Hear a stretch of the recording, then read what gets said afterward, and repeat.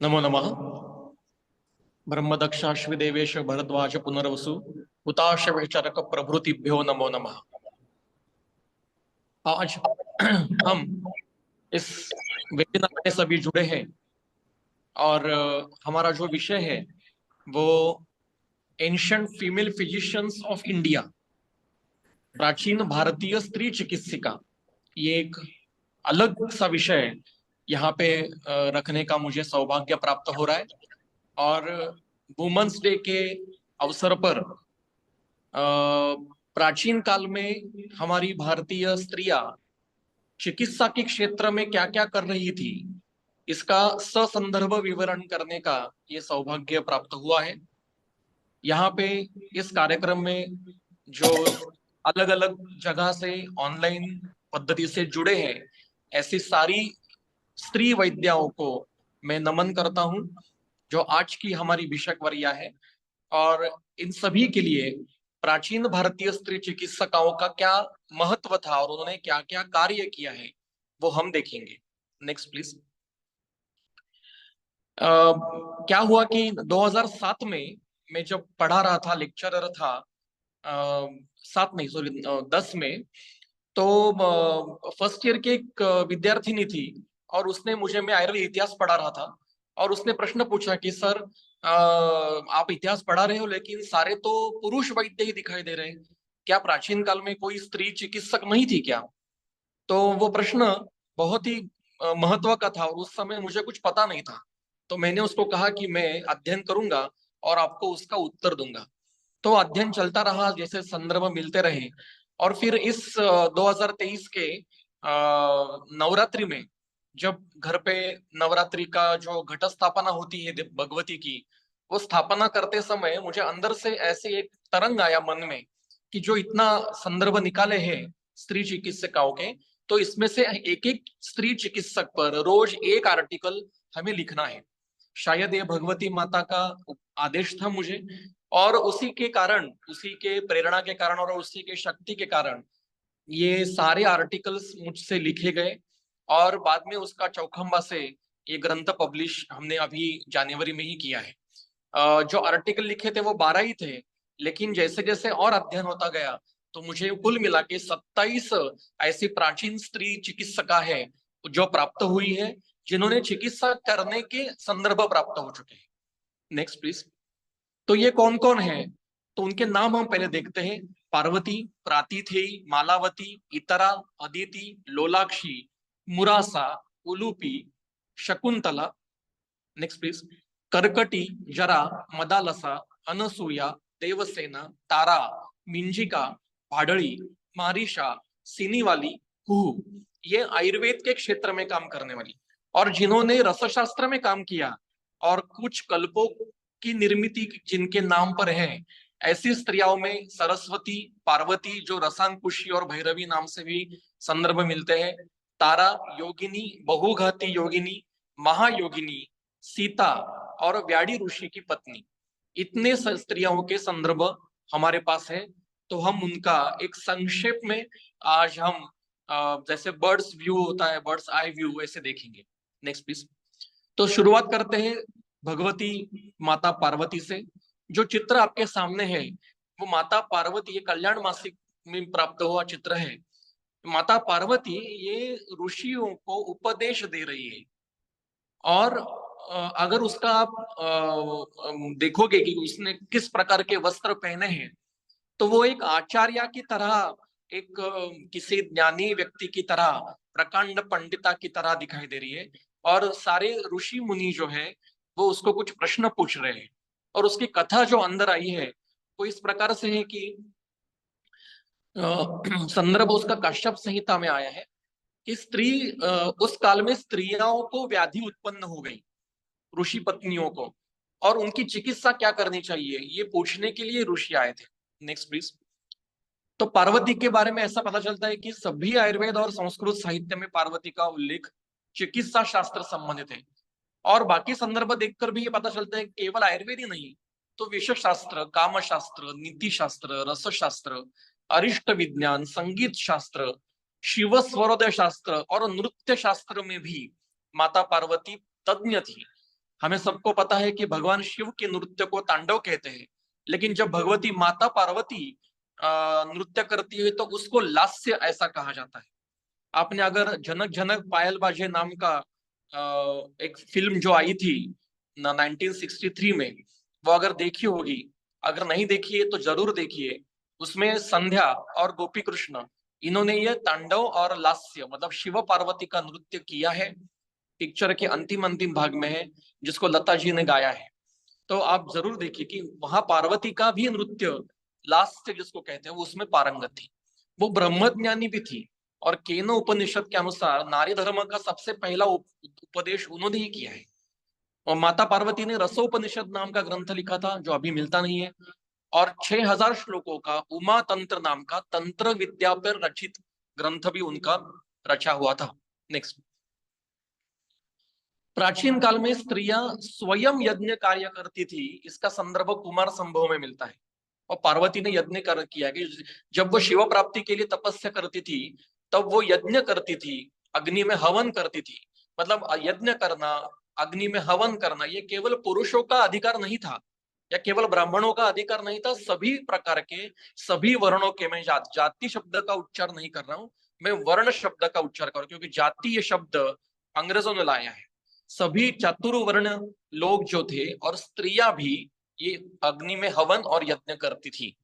Next. ये काश्यप संहिता का जो संदर्भ मैंने बताया वो ये है, कल्पस्थान में लशुन कल्प अध्याय में बताया है। वहां पे ये सूत्र में नीचे दिया है कि भद्रकालीम उमाम देवः सचतुष्टो अब्रवीत वचः अयम गंधमोहो नाम तम कुरुध्वम ऋषि स्त्रियः सर्वरोग विनाशाय बलरूप प्रजाकरम। तो काश्यप संहिता में ये पार्वती ने चिकित्सा करने का ये संदर्भ आया है। और ये गंधमहत नाम का कल्प बनाया, लशुन का कल्प है ये। और उसने उसको लशुन तो खिलाई, कल्प तो खिलाया, पर लशुन की माला, लशुन के बैंगन, लशुन मतलब कंगन, लशुन के क्या कहते हैं उसको, कान के जो बाली होती है, सभी जो गहने हैं वो सभी लशुन के, ऐसा धारण करने के लिए 1 मास तक बोला उन स्त्रियों को। और फिर स्त्रियों के सारे व्याधि नष्ट हो गए। आगे शिव महापुराण में उमा संहिता नाम का भाग है, उसमें शिव और पार्वती का अरिष्ट विज्ञान मतलब मृत्यु सूचक लक्षणों पर चर्चा है। और शिव जी ने अरिष्ट लक्षणों का उपदेश पार्वती को किया है, उसका सूत्र नीचे दिया है। नेक्स्ट। गणेश की जन्म हमको सबको पता है कि, कथा पता है कि अपने मल से उसको निर्माण किया है। लेकिन ये तो एक मल शब्द का अर्थ शब्दशः शरीर का मल लेना नहीं चाहिए, तो ये शास्त्रीय शब्द है। और आयुर्वेद में ही मलक जो संज्ञा बताई है, उसमें शारीर स्थान चरक संहिता का शारीर स्थान के 6ठे अध्याय में हमें मल संज्ञा प्राप्त होती है। और उसमें धातु और दोषों को भी मल संज्ञा दी है। प्रकुपित दोष और अपरिपक्व या परिपक्व धातुओं को मल बताया है। और मल का एक अर्थ ऐसा भी होता है कि किसी एक पेशी शरीर की, तो एक पेशी से अपने पुत्र की निर्मिति पार्वती ने की है। शास्त्रीय अर्थ लेना है, शब्दार्थ लेना नहीं है यहाँ पे। इसका अर्थ आज जो मतलब एक सेल से गर्भधारणा, गर्भ निर्माण किया जाता है, उस विधि में पार्वती पारंगत थी, और उसने इस प्रकार से गणपति का उत्पत्ति की थी। नेक्स्ट। पार्वती ने राक्षस कुल की स्त्रियों की चिकित्सा की, इसका संदर्भ रावण संहिता में। तो रावण ने बताया है कि जो स्त्रियां हैं उनकी चिकित्सा करना चाहिए। उमयापि वरोदत्तो राक्षसी नाम नृपात्मजा। और रावण की पत्नी मंदोदरी जब गर्भिणी थी और उसको कुछ रोग उत्पन्न हुआ था, तो रावण ने उसकी चिकित्सा की। तो मंदोदरी ने पूछा है कि दशानन, आपको ये विद्या किसने बताई कि गर्भिणी की चिकित्सा करने की विद्या आपको कैसे आई? तो दशानन ने कहा कि ये चिकित्सा और द्रव्यों का ज्ञान मुझे पार्वती ने दिया है। और उसका संदर्भ रावण संहिता का नीचे है। नेक्स्ट। रसशास्त्र और पार्वती का तो बहुत बड़ा संबंध है, क्योंकि रसशास्त्र की सबसे पहली विद्यार्थिनी ये माता पार्वती ही थी। सर्व रसशास्त्रीय ग्रंथों में माता पार्वती के संदर्भ प्राप्त होते हैं, और सर्वप्रथम उपदेश पार्वती को ही हुआ है, और वही उसकी प्रथम चिकित्सक है। और शिव जी को उसने प्रश्न भी पूछे, जैसे रसरत्न समुच्चय में मिलता है कि पार्वती उवाच गंधकस्य तु महात्म्यम तत् गुह्यर वद में विभो, ऐसा हमें मिलता है। अग्नि कुमार रस का उपदेश पार्वती ने नंदी को किया था, और दशानन की रावण की विनती के अनुसार सूती का रोग के नाश के लिए प्रताप लंकेश्वर नाम का जो रस जो आज भी मिलता है प्रताप लंकेश्वर में भी बहुत उसका उपयोग करता हूँ। ये माता पार्वती ने बनाया हुआ कल्प है। नेक्स्ट, ग्रंथ में रसशास्त्रीय ग्रंथ में रसांकुशी और भैरवी इन नामों से माता पार्वती का ही उद्देश्य किया जाता है। रसांकुशी का पूजा करने के लिए बोली गई है सारे रसकल्प निर्माण करने से पहले। और आनंद कंद ग्रंथ में भैरव भैरवी संवाद रूप में ये ग्रंथ है। जैसे चरक संहिता ये अग्निवेश और आत्रेय जी के संवाद में है, वैसे आनंद कंद ग्रंथ भैरव भैरवी के संवाद में है और भैरवी मतलब पार्वती है। नेक्स्ट, पार्वती माता ने कई चिकित्सा करने के कई संदर्भ मिलते हैं, उसमें से कुछ मैं आपको बताता हूँ।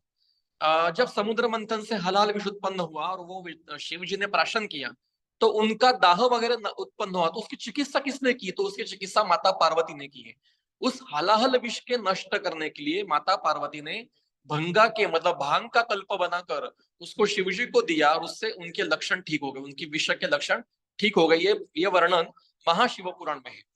माता पार्वती ने राजा इल नाम का जो था, जो मूलतः जन्मतः स्त्री था, उसको पौरुषत्व प्राप्त करवा दिया था।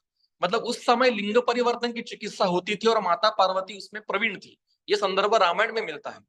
बालग्रह जो होते हैं मतलब बालकों में होने वाले इन्फेक्शन के व्याधि जो होते हैं, उसके लिए रक्षा मंत्र में माता पार्वती को वंदन किया है, ये सुश्रुत में बताया है। नेक्स्ट, अपत्य प्राप्त होने के लिए माता पार्वती का पूजन करना चाहिए, ये नागर सर्वस्व नाम का कामशास्त्र का ग्रंथ है उसमें मिलता है। सुश्रुत संहिता में यह भी बताया गया है कि जब कार्तिकेय का जन्म हुआ तो कार्तिकेय के रक्षण करने के लिए माता पार्वती ने ग्रहों की उत्पत्ति की थी। नेक्स्ट,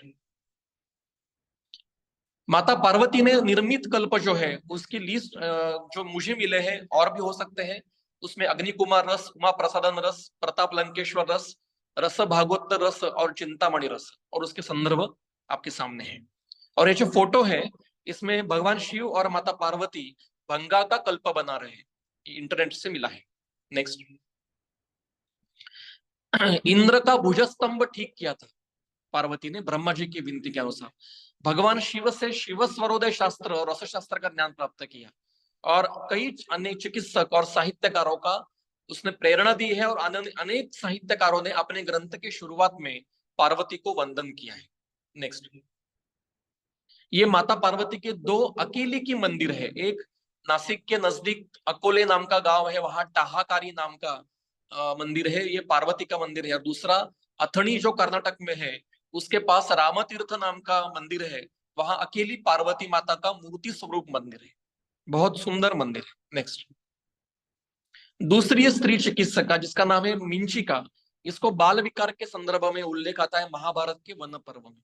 ये मिंचिका ये शिव और पार्वती की कन्या है। और मिंचिका और मिंचिक ये दोनों ट्विंस हुए थे पार्वती को, और ये रुद्र संभव थे, मिथुन मतलब ट्विंस।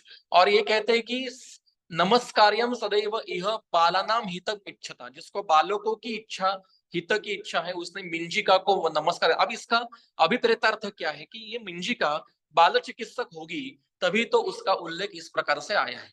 नेक्स्ट, दक्ष की माता मारिशा नाम की थी, इसका संदर्भ वायु पुराण में, ब्रह्मांड पुराण में, विष्णु पुराण में संदर्भ आपके सामने है। ये वृक्ष वृक्ष कन्या थी और उसने प्रचेता गण से विवाह किया और मानसिक संकल्प से पुत्र की उत्पत्ति की। मानसिक संकल्प मतलब ये आज का जैसे अयोनिज पुत्र जिसको आईवीएफ कहते हैं, कृत्रिम संतान उत्पत्ति, उस प्रकार से दक्ष की उत्पत्ति की। नेक्स्ट, मारिशा ने केवल अपने खुद के शरीर से पुत्र की, जैसे पार्वती ने गणपति की उसी प्रकार से मारिशा ने दक्ष की उत्पत्ति की और वह प्राचेतस दक्ष नाम से विख्यात हुआ। और एक बीज से संतान उत्पन्न करने में ये पारंगत थी और बाल परिचर्या में परम। इसके संदर्भ बहुत डिटेल में मिलते हैं तीनों पुराणों में। नेक्स्ट, माता अदिति, आप सबको पता है देवताओं की माता।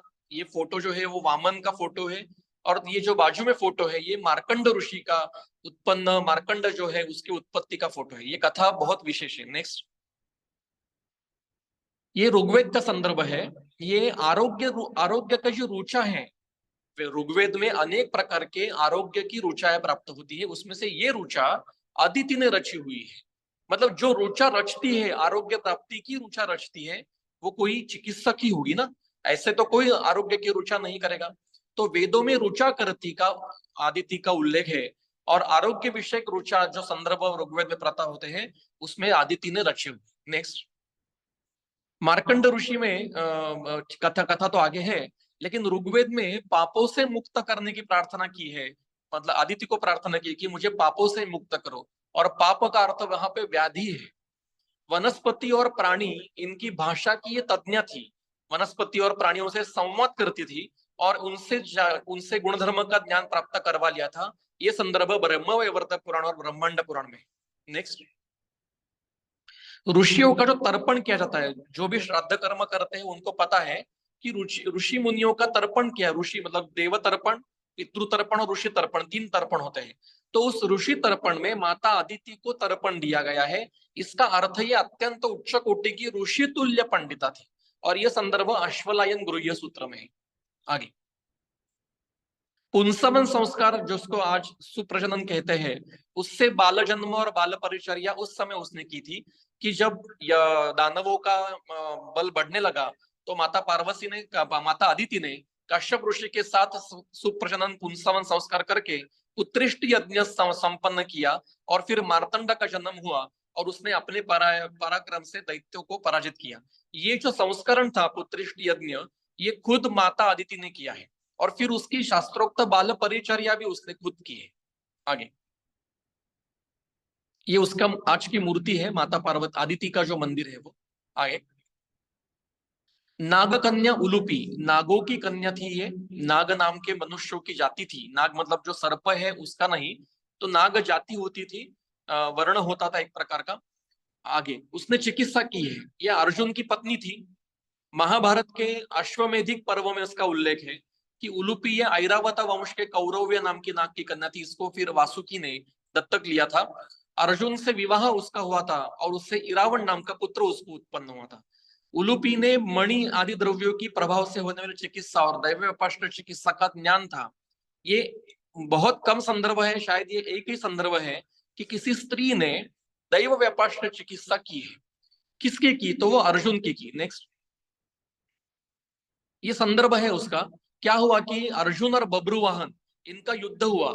युद्ध मतलब महाभारत युद्ध के बाद अश्वमेध यज्ञ करते समय बब्रुवाहन, जो खुद अर्जुन का ही पुत्र था, चित्रांगदा से हुआ। वो आसाम का राजा था, और वहां पे अर्जुन और बब्रुवाहन का युद्ध हुआ, और उस युद्ध में अर्जुन को आहत हुआ, मर्माघात हुआ, और वो मृतवत हो गया। तो उसकी चिकित्सा मणि से दैव व्यापाश्रय आदि द्रव्यों से इसने की है, उलूपी ने की है। इसका संदर्भ, स्पष्ट संदर्भ महाभारत में है।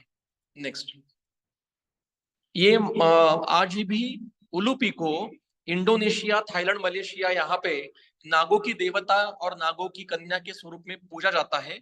वहां की ये मूर्ति है उलूपी की। अगली स्त्री चिकित्सक है तारा। ये तारा जो फोटो दिख रहे हैं, ये तारापीठ जो बंगाल में है वहां के फोटो है। नेक्स्ट, अनेक रसशास्त्रीय ग्रंथों में तारा का उल्लेख मिलता है। यह तांत्रिक विद्याओं की प्रमुख देवता भी इसको माना जाता था। दश महाविद्या में इसका उल्लेख है। ये 2 तारा देवी के 2 मंदिर है, उसके फोटो है। नेक्स्ट, नागर सर्वस्व नाम का ग्रंथ है, उसमें 3 संदर्भ है। तो ये कह रहे कि अगर पुत्रार्थी, जिसको पुत्र होना, मतलब पुत्र का अर्थ यहाँ पे मेल चाइल्ड नहीं, अपत्य होना है, तो उसने तारा देवी को वंदन करना चाहिए, उसकी पूजन करके फिर मैथुन करना चाहिए, तो उत्तम अपत्य उत्पन्न होगा। आगे, वाग्भट में भी तारा देवी का उल्लेख है। कुष्ठ की चिकित्सा में शिव, शिवसुत, तारा, भास्कर, आराधनानी, इनको वंदन किया है, और ज्वर में भी तारा देवी को वंदन किया है। नेक्स्ट, अक्षोभ्य भैरव, ये जो अक्षोभ्य तंत्र है, ये तंत्र विद्या का ग्रंथ है। उसमें तारा माता और अक्षोभ्य भैरव, इनका संवाद है, और उसमें तांत्रिक विद्या से स्वास्थ्य कैसे प्राप्त किया जाए, दीर्घ जीवित्व प्राप्त कैसे किया जाए, इसका विधान बताया है, और ये तारा देवी बता रही है। इसका अर्थ उनको स्वास्थ्य प्राप्त और दीर्घ जीवन प्राप्त करने की विद्या पता थी। और अन्य भी साहित्य में तारा देवी के उल्लेख मिलते हैं। आज तारा देवी के 3 प्राचीन स्थल भारत में है। एक सिद्ध तारापीठ, वीरभूम जिला, बंगाल में। मैं जाता हूँ यहाँ पे हमेशा। तारा पर्वत शिमला में, हिमाचल प्रदेश में है। और सुरसंड नाम का बिहार में सीतामढ़ी के नजदीक है। तीनों अत्यंत जागरूक स्थल है। नेक्स्ट, अगली स्त्री चिकित्सक है गंधर्व पत्नी मालावती। उपबरहन नाम का गंधर्व था, उसकी पत्नी थी मालावती। नेक्स्ट, तो ये ब्रह्म वैवर्त पुराण में ब्रह्मखंड में संदर्भ है कि जो मालावती थी इसको विष्णु के द्वारा आयुर्वेद का उपदेश प्राप्त हुआ था और ये काय चिकित्सा करती थी।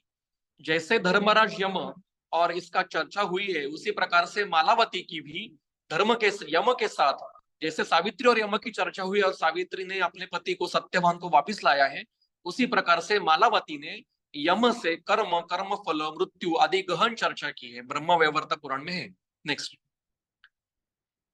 और फिर मालावती ने विष्णु को पूछा है कि क्या कहती है मालावती, उवाच त्वया यत् कथितो व्याधि प्राणिनाम प्राणहारकः तत्कारणंच विविधम सर्ववेदे निरूपितम।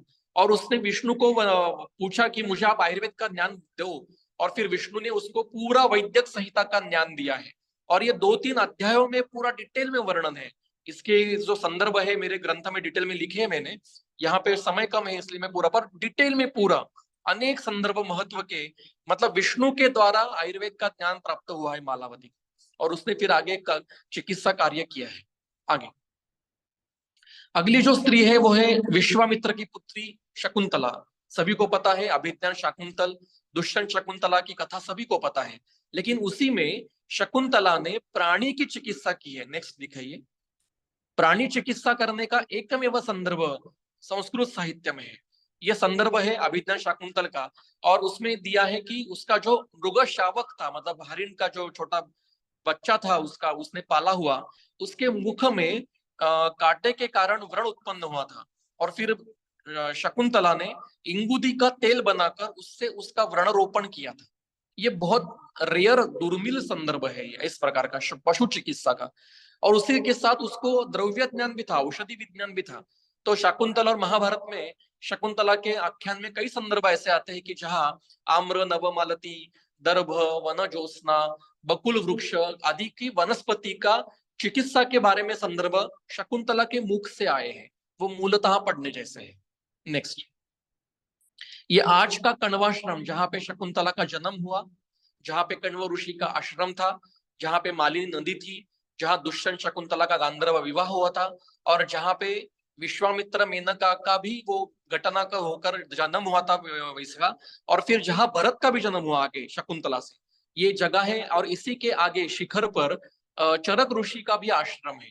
तो हम हर साल चरक आश्रम में जाते हैं, तो एक दिन कण्वाश्रम में रुकते हैं। आप भी कभी जाओगे, ये कोटक द्वारा जो हरिद्वार के आगे है, कोटक द्वारा उत्तराखंड में ही है, वहीं पे ये सुंदर जगह है, आप जरूर जाइए कभी। नेक्स्ट, अगली है मुरासा। ये एक सुल्तान की कन्या थी, इस मुस्लिम थी, और 15वीं शताब्दी में ये हुई। और लोलिम्ब राज नाम का दशग्रंथी यजुर्वेदी ब्राह्मण था, ये जुन्नर का था। इन दोनों का प्रेम विवाह उस समय में हुआ था, और फिर वो रत्नकला नाम उसे धारण किया। और ये जो लोलिम्ब राज था, ये वैद्य था, ये ज्योतिषी था, ये एक योगी पुरुष था, और इसने 4 प्रकार के ग्रंथ रचे हैं, वैद्य जीवन, वैद्य चमत्कार चिंतामणि, वैद्यावतंस, और एक ग्रंथ है वो साहित्य पर है। 3 वैद्यक ग्रंथ है, और तीनों ग्रंथ में अपनी पत्नी को आयुर्वेद सिखाते सिखाते वो ग्रंथ रचा है, और दोनों के संवाद है। और वो उत्तर दिया है, मतलब वो प्रश्न पूछ रहा है कि मुझे बताओ कि कौन सा क्वाथ, पहला जो बता रहा है कौन सा क्वाथ श्वसन श्वसन का शमन करने, मतलब खांसी रोकने वाला है, तो वो उत्तर देती है मुरासा, नागर क्वाथ, मतलब शुंठी का क्वाथ। फिर आगे वो कहती, वो पूछता है कि हे प्रियतमा, मुझे बताइए कि कौन सा कल्प अग्निवर्धन करने वाला है, तो वो बोलती है कि हे प्राणेश्वर, मैं बताती हूँ, सुनो, स नींबू रस सैंधव श्रृंगवेरम, मतलब नींबू रस, सैंधव और श्रृंगवेर शुंठ, ये सारी इकट्ठा करके खाने से अग्नि उत्तम होता है। नेक्स्ट, ऐसे कई संदर्भ उसके मिलते हैं। एक विशेष संदर्भ है, मतलब पूरे ग्रंथ पढ़ेंगे तो चौखंबा से पब्लिश हुए हैं, मतलब आप श्रृंगार रसात्मक वर्णन भी है, उसका वर्णन है, और उसने चिकित्सा भी, दैव अपाश चिकित्सा भी की है। वो कहती है कि गंगा के उत्तर तीर पर कोई एक, जिसको कोई पुत्र नहीं था, ऐसा तपस्वी मर गया है, तो उसको अगर हम जलांजलि तर्पण देंगे तो किसी भी बच्चे में होने वाला ऐकाहिक नाम का जो ज्वर है वो ठीक हो जाएगा। फिर कई प्रकार के संदर्भ है, इसमें अभी डिटेल में जाऊंगा नहीं, ये मूलतः पढ़ने जैसे ही आप पढ़िए वैद्य जीवन वैद्यावतंस नाम के जो ग्रंथ है। नेक्स्ट, रत्नकला ने एक मराठी भाषा में ग्रंथ लिखा था, रत्नकला चरित नाम का, उसने खुद लिखा है, वो साहित्यकार भी थी। और अपने पति का वर्णन उसने किया है कि अमृत मधुर जाचे श्लोक भूपाल नारी, पढ़त पढ़त कैसे कौतुके कीर सारी, हरि हृदय तो हा रूप विद्या विलासी, उठ सखी मज पासी आणि लोली मकासी। ये उसने रची हुई ये वर्णन है। नेक्स्ट, आगे है स्त्री जो है वो मदालसा है। आगे इसने पंचभौतिक सिद्धांत का प्रतिपादन किया है और शिशु संगोपन का उपदेश किया है। त्रेता युग में काश्य वंश में शत्रुजित नाम का सम्राट हुआ, उसका पुत्र था ऋषिध्वज, और उसका और उसकी कन्या थी विश्वावसु की, कन्नरराज की मदालसा, इनका विवाह हुआ था, ऋतुध्वज और मदालसा। विवाह के पूर्व मदालसा ने कुंडला नाम की योगिनी और कश्यप ऋषि से शास्त्रों का अध्ययन किया था। और वो क्या कहती है, ये सूत्र जो लाल रंग में है बहुत महत्व का सूत्र है, मार्कंडेय पुराण का सूत्र है। वो कहती है ब्रह्मवादिनी भविष्य में, मुझे ब्रह्मवादिनी होना है। वो अपनी योगिनी नाम की, कुंडला नाम की योगिनी थी, उसको कह रही है कि मुझे ब्रह्मवादिनी होना है और आचार्य पदम प्राप्य शिष्येभ्यः जीवन कलाम शिक्षयामि, कि मैं आचार्य पद प्राप्त करके मेरे शिष्यों को जीवन की कला सिखाऊंगा। मतलब उस समय स्त्रियां भी ब्रह्मवादिनी होती थी और वो आचार्य पद पर विराजमान भी होती थी और पढ़ाती थी। शिक्षयामी कथा बता रही है, शिष्येभ्या शिक्षयामी, मतलब वो अध्यापन भी करती थी। इतना एक सारे कम्युनिज्म के कारण ये सारे संदर्भ नष्ट कर दिए गए या छुपाए गए या बाहर लाए नहीं गए, और ये बताया गया कि प्राचीन काल में स्त्रियों को पढ़ाया नहीं जाता था। ऐसा बिल्कुल नहीं है, वो पढ़ाती थी, खुद नहीं पढ़ती थी, पढ़ाती भी थी।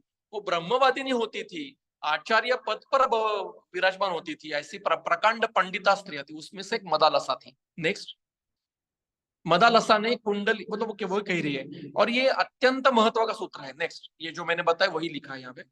और इसने मार्कंडेय पुराण में अपने पुत्रों को उपदेश दिया है, और वो पंचमा भूतों को उपदेश दिया, उसके ये सूत्र है। और उसकी चिकित्सा कैसे करनी है वो भी बताया है आगे। नेक्स्ट, अपने पुत्रों को उपदेश दिया है उसने, चार पुत्र थे उसको, चारों पुत्रों को उन्होंने उपदेश दिया, लेकिन सर्वात महत्व का जो उपदेश है वो अलर्क नाम के पुत्र को उपदेश दिया है। वो ये मूल सूत्र उसके है मार्कंडेय पुराण के। नेक्स्ट, मदालसा आख्यान वर्णन किया गया है, मदालसा का उपाख्यान, और बालोल्लापनम गीतम बोला है। ये मार्कंडेय पुराण में है कि बालकों में जो व्याधि होती है उसमें नष्ट करने के लिए ये बालोल्लापन गीतम रचा गया है, और ये मदालसा के नाम से रचा गया है। नेक्स्ट, अगली है कर्कटी। ये राक्षसी थी, दैत्य कुल में उत्पन्न थी, लेकिन ये ब्रह्मवादिनी थी। मतलब ऐसा नहीं था कि केवल ब्राह्मण ही ब्रह्मवादन होते थे, तो दैत्य कुल में उत्पन्न भी ब्रह्मवादिनी हो सकती थी। इसने परमाणुवाद का आद्य उपदेश, मतलब क्योंकि कणाद ने परमाणुवाद का उपदेश किया है हमें पता है, लेकिन कणाद बहुत आगे के काल में है। ये कर्कटी का आख्यान भगवान राम को वशिष्ठ ऋषि उपदेश दे रहे, और ये योग वशिष्ठ में वर्णन किया है कि रामायण काल में जब वशिष्ठ ऋषि के पास भगवान राम पढ़ रहे थे, तब भगवान राम को वशिष्ठ ने प्राचीन इतिहास है ऐसा कह के कर्कटी का आख्यान बताया था। और ये जो जहां बताया, ये जगह आज भी है, वशिष्ठ आश्रम, ऋषिकेश के आगे वो जगह है, वशिष्ठ आश्रम नाम की बहुत सुंदर जगह है, वहां पे ये आख्यान बताया था। वो कहते हैं कि हिमालय के उत्तर प्रदेश में कर्कटी नाम की राक्षसी रहती है, और ये कर्कट राक्षस की पुत्री थी, और उसके दूसरे नाम विषुचिका और अन्याय व्याधिका ऐसा था। और परमाणुवाद पर कर्कटी ने प्रश्न पूछे। नेक्स्ट, ये योग वशिष्ठ में है, ये कुल मिला के 72 प्रश्न पूछे हैं, और उसमें से 5 प्रश्न हमारे आयुर्वेद के लिए उत्पत्ति, आयुर्वेद से संबंधित, इसलिए वो मैंने लिखे हैं। लेकिन परमाणुवाद पर प्रश्न पूछे और ब्रह्मा जी ने उसको उत्तर दिया है, और फिर उसको परमाणुवाद का ज्ञान हुआ। नेक्स्ट,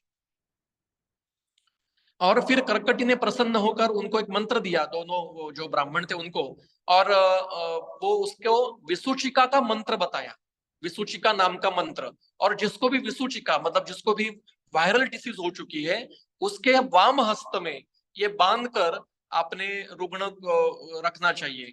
तो ये दैव व्यापक चिकित्सा बताइए पैंडेमिक जैसे इपिडेमिक में, तो ये मंत्र आपके सामने है। और ये ब्रह्मवादिनी राक्षसी ने किरात नरेश और मंत्री को नदी में ले जाकर उनसे स्नान आचमन प्राणायाम करवा करके दिया था, और शिष्यवत उन्होंने मतलब कर्कटी के शिष्य हुए थे। नेक्स्ट, मानस रोग में भी ब्रह्मा जी के वरदान से कर्कटी को मानस रोग विज्ञान प्राप्त हुआ था, और मानस रोगों में दैव उपास चिकित्सा कर्कटी ने कहा था ये योग वशिष्ठ में। अगर बुरा स्वप्न किसी को आता है तो ये सूत्र बताया है कि हिमालय से उत्तरे देशे कर्कटी नाम राक्षसी तस्याः स्मरण मात्रेण दुस्वप्नम शमितिम व्रजेत। ये महत्व का सूत्र है। आगे ये उसके आज भी उसके मूर्ति, उसका मंदिर है कर्कटी का। नेक्स्ट, अगली है स्त्री माता अनुसया। ये भी सभी को पता है, इसलिए उनके इतिहास में जाऊंगा नहीं। उन्होंने चिकित्सा क्या की उतना ही बताता। नेक्स्ट, ये कुष्ठ रोग तज्ञ थी, इसका संदर्भ है वाल्मीकि रामायण में उसका वर्णन है। और ये एक मतलब शांडिली नाम की प्रतिष्ठानपुर में कौशिक नाम की विप्र की पत्नी थी, और इस कौशिक को कुष्ठ हुआ था, गंभीर कुष्ठ हुआ था, और वो चलता नहीं था, सर्व शरीर में व्रण थे, रक्तपूय आदि स्राव बहते थे, लेकिन शांडिली उसको सेवा करती थी। नेक्स्ट, एक दिन क्या हुआ कि शांडिली उसको पीठ पर, अपने पति को पीठ पे लेके जा रही थी, और उसको श्राप मिल गया उस कौशिक को कि तेरे सूर्योदय के बाद तेरी मृत्यु होने वाली है। तो शांडिली ने अनुसुईया माता को बुलाया, और अनुसुईया माता ने अपनी साधना से और शक्ति से उस कौशिक के प्राण बचाए, और उसको मूर्छित जो हुआ था उसको सचेतन किया, और अपनी चिकित्सा से, औषधियों से और मंत्रों से उसकी कुष्ठ की चिकित्सा की, और उसको रसायन चिकित्सा देकर फिर से युवा प्राप्त करके उसको स्वस्थ किया। और उसके संदर्भ ये मार्कंडेय पर जो श्लोक जो सामने है वो मार्कंडेय पुराण के हैं। नेक्स्ट, अब आज के जगह माता अनुसया के तीर्थ स्थल कहाँ कहाँ है, तो सिरोली गोपेश्वर मंडल चमोली में है। चकाला चाक नाम का उत्तर प्रदेश में गांव है, वहां अनुसया का मंदिर है। माता अनुसया का जो मैका है वो नासिक, हमारा नासिक के पास करंजी नाम का गांव है, वहां करदम ऋषि अनुसया के पिता थे, उनका आश्रम है। जो मातृगया है सिद्धपुर में गुजरात में, वहां उनके बंधु कपिल ऋषि का जन्म स्थान है, और अनुसया के भी वहां मंदिर है। अत्रि अनुसुईया का तीर्थ अलकनंदा बद्रीनाथ में है, चित्रकूट में, माहुरगढ़ में, पोरबंदर में, दूधनूर हसन में, सिरोली उत्तराखंड में, दादरी माफी हरियाणा में अनुसुईया और अत्रि के आश्रम है। नेक्स्ट, उसमें से कुछ फोटो दिखाता हूँ। ये चित्रकूट का अनुसुईया माता का आश्रम है, यहाँ पे राम जी और वहां गए थे और सीता को उपदेश किया था अनुसुईया माता ने। नेक्स्ट, ये हिमालय के उत्तराखंड के उनका मंदिर है। नेक्स्ट, ये माहुर में, माहुरगढ़ जो है वहां पे अनुसुईया माता का मंदिर है। नेक्स्ट, इतरा नाम की स्त्री थी, चिकित्सक थी, और इसका नाम, पुत्र का नाम था महिदास, और महिदास ने अपने माता के नाम से ही ऐतरेय नाम लिया था। और उसने क्या क्या किया है देखते हैं। नेक्स्ट, ये चिकित्सक थी, वनस्पति तज्ञ थी, अन्न विषय ज्ञान था, और वनस्पति मतलब उन्होंने कई प्रकार की वनस्पतियों का अन्नों का चिकित्सा में उपयोग किया था, और कृषि विद्या में भी उच्च कोटि की तज्ञ थी। और इसने अपने पुत्र को जो जो सिखाया वो ऐतरेय साहित्य में सब मिलता है, और इसका चिकित्सा करने का जो उल्लेख है वो स्कंद पुराण में माहेश्वर कुमारिका खंड में है। औषधि से चिकित्सा की उसने। नेक्स्ट, ये पृथ्वी देवता की उपासक थी, और ये कृषि विद्या में प्रयोग करती थी, ऐसा संदर्भ ब्राह्मण, ऐतरेय ब्राह्मण पर सायण भाष्य में लिखा गया है। और आहार विषय उसका संदर्भ जो है कि ऐतरेय उपनिषद के द्वितीय खंड में ऐतरेय ब्राह्मण, ऐतरेय आरण्य, इसमें आहार विषय जो जो विवेचन है वो अपने माता से सीखा है उसने। सृष्टि के आहार श्रृंखला का वर्णन, समुद्र के जल की सूर्य तेज से बाष्प होकर उसमें फिर वर्षा होना, और फिर वनस्पतियों की निर्मित होना, ये उल्लेख माता इतरा ने प्रथमता बताया है। ये आपको इस ग्रंथ में मिलते हैं। नेक्स्ट, ये फिर उसके पुत्र ने जो ग्रंथ लिखे वो ऐतरेय ब्राह्मण, ऐतरेय उपनिषद, ऐतरेय आरण्यक है। नेक्स्ट, जरा नाम की राक्षसी है, आप सभी को जरासंध याद होगा। जरासंध ये महाभारत में आया है, और भीम और कृष्ण इसने उसका वध किया था, और ये कंस का दामाद था, और इसने 13 बार मथुरा पर आक्रमण किया था, भीम ने उसको मारा है।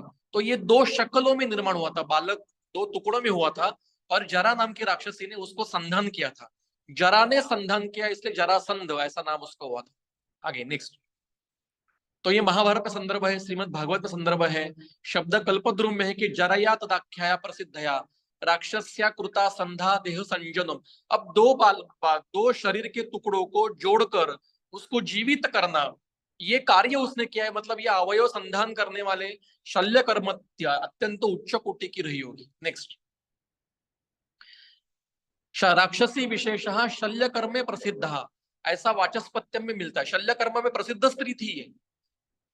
संदर्भ हम पढ़ते ही नहीं है कभी, इसलिए ऐसा होता है। महाभारत के सभा पर्व में आज भी राजगीर नाम का जो बिहार में गांव है जहां जरासंध का महल वगैरह है, वहां पे जरा माता का भी मंदिर है। नेक्स्ट, ये वहां के फोटो है, जरा माता मंदिर बिहार राजगीर में। नेक्स्ट, जरा माता का मंदिर और जरासंध का भी मंदिर है वहां। नेक्स्ट, लोलाक्षी नाम की, जैसे हमने मुरासा देखी वैसे ही लोलाक्षी नाम की स्त्री थी। इसका और इसके जो पति थे रघुनाथ प्रसाद, इन दोनों के संवाद स्वरूप में नाड़ी ध्यान तरंगिणी, अनुपान तरंगिणी आणि शकुन ज्ञान तरंगिणी ऐसे 3 ग्रंथ रचे गए। नाड़ी ज्ञान तरंगिणी नाड़ी विद्या पे है, अनुपान तरंगिणी रसशास्त्र पर है, और शकुन ज्ञान तरंगिणी अरिष्ट विज्ञान पर है। ये तीनों आयुर्वेद के ग्रंथ है, बहुत सुंदर ग्रंथ है, चौखम्बा से प्राप्त होते हैं। इसमें लोलाक्षी का चिकित्सा करने के, उसके कल्पों के अनेक अनुभवों के वर्णन है। नेक्स्ट, ये सारे वर्णन उसमें है। नेक्स्ट, अगली है स्कंद पत्नी देवसेना, उसके फोटो है, नेट पे मिलते हैं। नेक्स्ट, ये आद्य बाल रोग चिकित्सक थी। इसने चिकित्सा की है, कार्तिकेय की भी चिकित्सा की है, और एक ब्रह्मवैवर्त पुराण में कथा है, उसमें उसने बालक की चिकित्सा की है, ऐसा संदर्भ मिलता है। नेक्स्ट, ये वो कथा है कि प्रियवत नाम का एक व्याधिग्रस्त ये था, और उसके मतलब उसका पुत्र व्याधिग्रस्त हुआ था और वो मृतवत हो गया था। तो उसको फिर देवसेना ने उसको जीवन दान दिया, स्वास्थ्य प्राप्त किया चिकित्सा करके। और फिर उसने कहा कि माता मैं फिर आपके लिए क्या कर सकता हूँ, सेवा क्या करूं। तो उसने कहा कि आज के बाद सभी बालकों को, बालक के जन्म होने के बाद छठी के दिन मेरी पूजा आरंभ करना शुरू कर दीजिए। इसलिए आज हम जो छठी की पूजा करते हैं, बालक जन्म के बाद छठे दिन में अन्य संस्कार, अन्य संस्कार प्राशन के समय भी, तब ये देवसेना की पूजा है।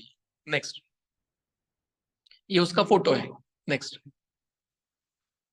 आगे वाग्भट में भी संदर्भ है उसका। अगला, अब ये जो बहुत विशेष है, ये प्रातिथेयी है और ये महर्षि दधीची की पत्नी थी। नेक्स्ट, ये भी अवयव संधान करने की में अवयव प्रत्यारोपण चिकित्सक थी, वनस्पति की चिकित्सक थी और प्राणी चिकित्सक थी।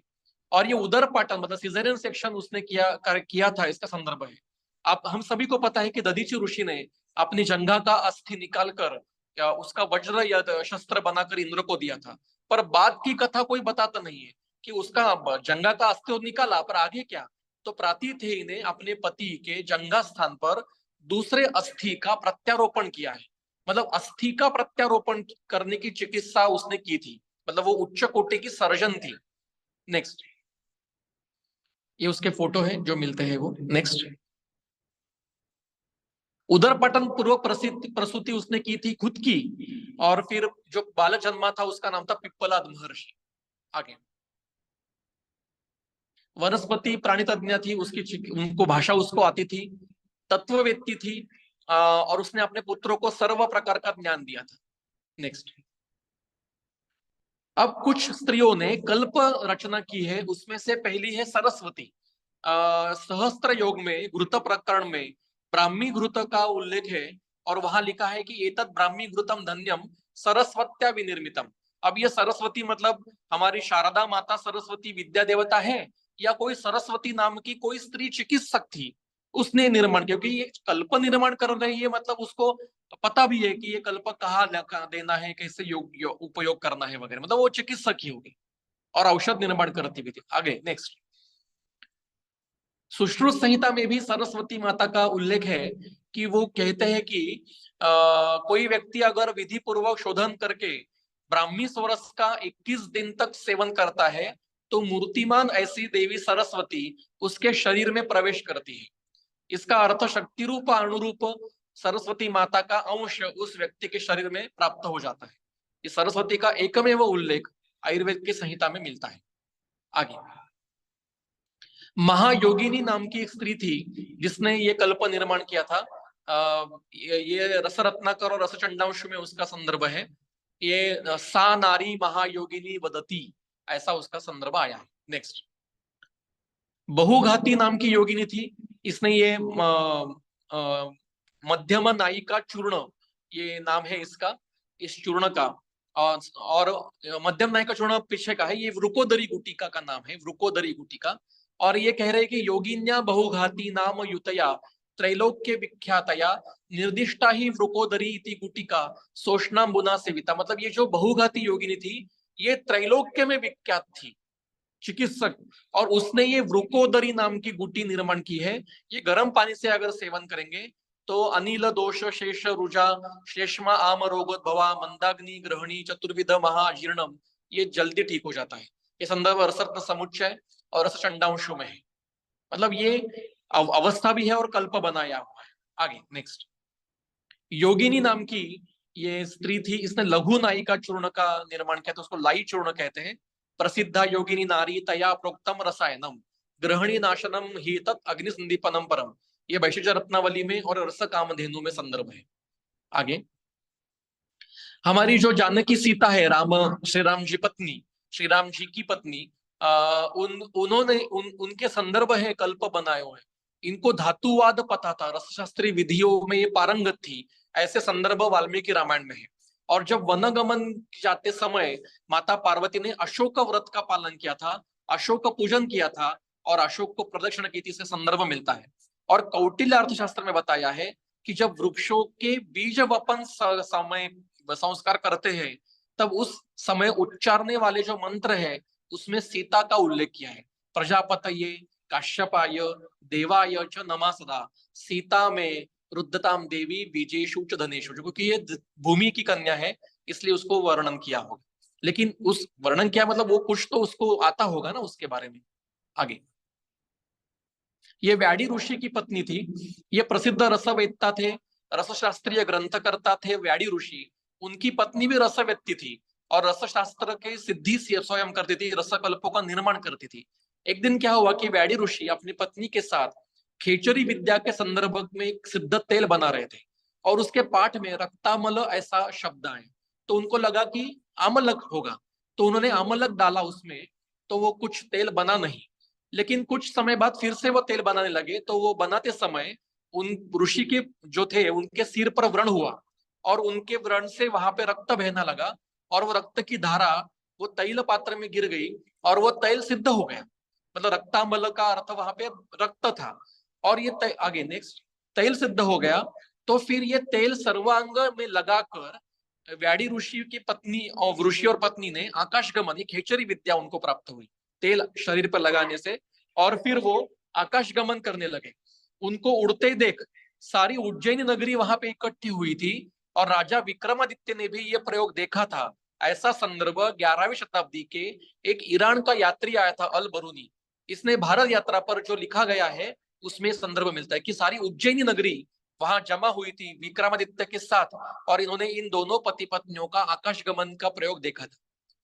नेक्स्ट, वशिष्ठ ऋषि की दो पुत्री थी, सिनी वाली और कुहू। इनका ये ऋग्वेद का सूत्र है। आगे नेक्स्ट देखिए, वो ज्यादा क्लियर बताया है। ये ऋग्वेद के मंडल 10 में सूक्त 184 में गर्भ सुरक्षा हेतु प्रार्थना और गर्भधारणा हेतु आवाहन प्रार्थना की है। और वो कहते हैं कि गर्भम देहि सिनी वाली गर्भम देहि सरस्वती गर्भम ते अश्विनो देवाव हत्ताम पुरुष पुष्कर सृजा। तो ये सीनी वाली और कुहू इनको वर्णन किया है, और वो कहते हैं कि हमें गर्भ दो, मतलब जिसको गर्भधारण नहीं हो रही है वो बता रहे। अब आज अगर किसी को गर्भधारण नहीं होती है तो किसके पास जाते हैं? गायनेकोलॉजिस्ट के पास जाते हैं, जो आईवीएफ करते हैं वगैरह उनके पास जाते हैं कि हमें गर्भधारण चाहिए। इसका ही अर्थ, ये सीनी वाली और कुहू उस समय मतलब गर्भ प्राप्त करने के उपाय बताती थी, गर्भधारणा करवाती थी, आईवीएफ तक करती थी। इसके संदर्भ ऋग्वेद में मिलते हैं। नेक्स्ट, तो यहां तक हमने इतने सारे स्त्रियों के चिकित्सा, कम से कम 27 है, एक रह गई है जिसका मुझे संदर्भ नहीं मिला इसलिए यहाँ डाला नहीं है, उसका नाम है भाडड़ी। ये पैठण में थी, और सहदेव भाडड़ी नाम से ग्रंथ मिलता है। और ये भाडड़ी ने अनेक चिकित्सा कल्पों का उल्लेख किया है, और उसने अनेक चिकित्सा की थी अनेक प्रकार की। इसके भी संदर्भ सहदेव भाडड़ी नाम के ग्रंथ में। लेकिन मुझे मूल सहदेव भाडळी ग्रंथ प्राप्त अभी तक नहीं हुआ है, इसलिए उसके संदर्भ नहीं है, इसलिए वो अभी तक डाले नहीं। तो ये जो माता पार्वती का चित्र आपके सामने है, माता भगवती का, तो माता भगवती का अंश इन सारे स्त्री अभी तक जो पढ़े हमने इनमें था ही, लेकिन आज भी कई प्रकार की स्त्रियां उच्च कोटि का कार्य कर रही है, चिकित्सा क्षेत्र में भी कर रही है और अनेक क्षेत्र में कर रही है, केवल चिकित्सा में भी नहीं। ये सारे माता भगवती भगवती के सारे अंशावतार हैं, सारे जो जो हमारी स्त्री चिकित्सक के सारे। इसलिए इन सभी को वंदन करके हम ये जो झंडू फार्मास्यूटिकल्स ने जो ये सप्ताह शुरू किया है वुमेन्स डे के ऊपर से, उसके शुरुआत हम इस सभी माता भगवती के अंशावतारों को वंदन करके करेंगे। और मैं प्रार्थना करता हूँ कि माता भगवती आप सभी के ऊपर ऐसे ही कृपा हमेशा रखे, और आप में जो अंदर चिकित्सक है उसको और आपको प्रेरणा देती रहे। ये मैं कहकर मेरे 2 शब्द खत्म करता हूँ। आगे नेक्स्ट प्लीज। इतिशम ब्रह्मदक्षाश्विदेवेश भरद्वाज पुनर्वसु हुताशवेचर्क प्रभृतिभ्यो नमो नमः। धन्यवाद, बहुत बहुत धन्यवाद।